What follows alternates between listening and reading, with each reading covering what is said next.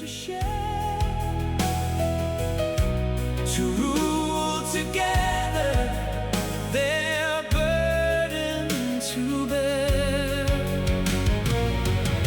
A heartfelt entreaty, observed unaware. One brother pleads for the other in prayer. The flora and fauna of Estolia are yet another piece of evidence to demonstrate how deeply deity cares about the fate of Estolians in this world. The folklore that comes down to us from the most ancient of times has been proven right time after time after time, from the trio of holy cleansers to the mayberry tree to the willowall. Even the sea goats and Estolian butterflies have their part in the way that deity has provided for our small island. Xavier Archimedes Zakarian, Capitulo 86. On the morning they planned to leave, Max was in and out of the cave while Xavier finished up his final sketch. They had repurposed one of the ground cloths as the easiest way to enter and exit the cavern without the need to get soaking wet each time. When he finished with the final symbol, he carefully looked from his sketch to the original, before closing the sketchbook in satisfaction. He tucked it into his satchel and climbed to his feet. As he pivoted away from the mural, something caught his attention. He moved towards the back of the cavern. The candle he was holding flickered, and he saw a narrow passageway. Max had explored the cavern when they first discovered it, calling it a dead end. But there appeared to be more to this cave than that, and Key would surely have known and taken advantage of it. He turned back toward the dim light of the entrance. His brother pushed through the curtain of water with a broad smile before he bent to pick up both of their bedrolls. I am going to go prepare the horses. For Xavier, half of the excitement of the quest for secrets was finding the never-before-recorded words of Key.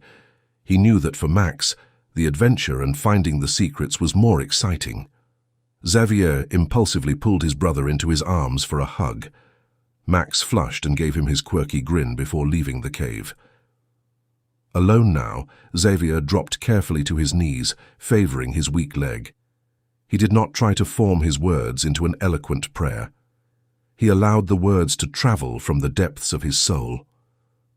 Deity, I have felt your close touch on the tendrils of my life since I reached out to you from the side of the mossy rock. I cannot express properly the gratitude in my heart for your presence here in Estolia, and most particularly, I cannot express how touched I am by your presence in my own life. I ask that you continue to guide me throughout my life. Help me to know what to do with what I have learned of the teachings of Key. Help me to understand the significance of what I will learn, how I might share it best with my nation, and when I should explore it fully. Finally, deity, I ask that you will guide and comfort my brother, help him to hear, feel, and know, beyond doubting exactly how deep my love is for him. Help my brother to be one of the best kings that Estolia has ever had. Help me support him as the keeper. He almost ended his prayer, but then felt like adding one more request of deity. Please, deity, make sure that we find our Kayleys at the same time. If you are amenable, we would wish to be in the 2 seclusion suites, just like Tremaine and Antiochus. Bring us the joy of placing our souls in the keeping of 2 worthy women. In your eternal light, I ask these things. When he got to his feet, he turned towards the cave entrance, halting when he saw that his brother had returned. He cleared his throat and stooped to pick up the last of his supplies. Normally, he prayed with greater freedom when he was alone. He felt that deity did not judge his words if they came out wrong. It was much easier than praying out loud when he had an audience. How much of the prayer had his brother heard? Max was curiously still. After a moment, Xavier asked, What is it? Max came toward him slowly, a look of concentration on his face. He said, You are sure about your role as keeper? Of course I am, brother.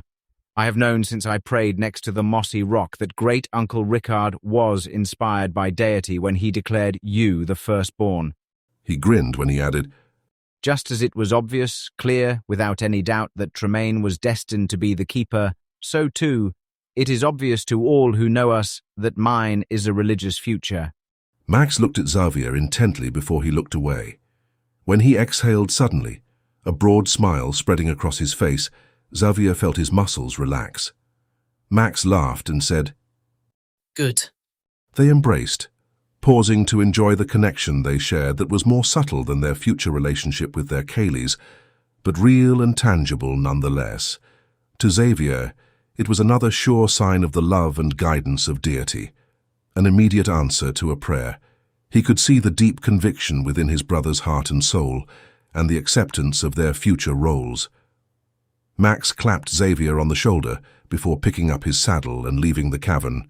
As it always should be, they were together and always would be.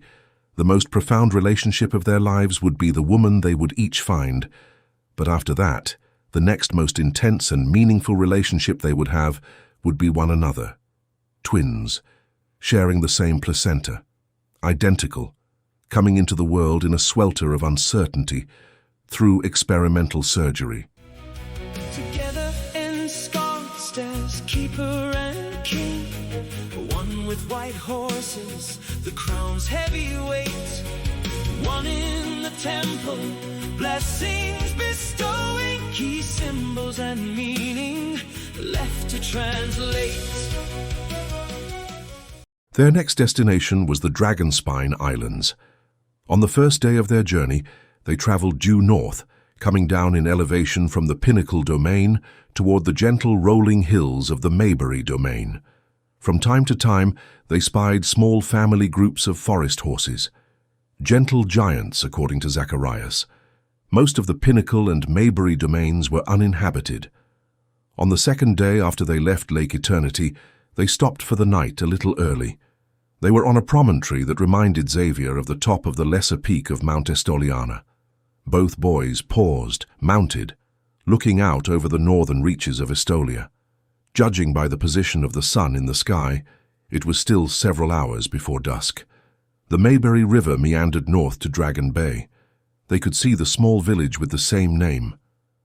We will be there by noon, Max said confidently. They dismounted and set about the now familiar motions to set up their camp for the night.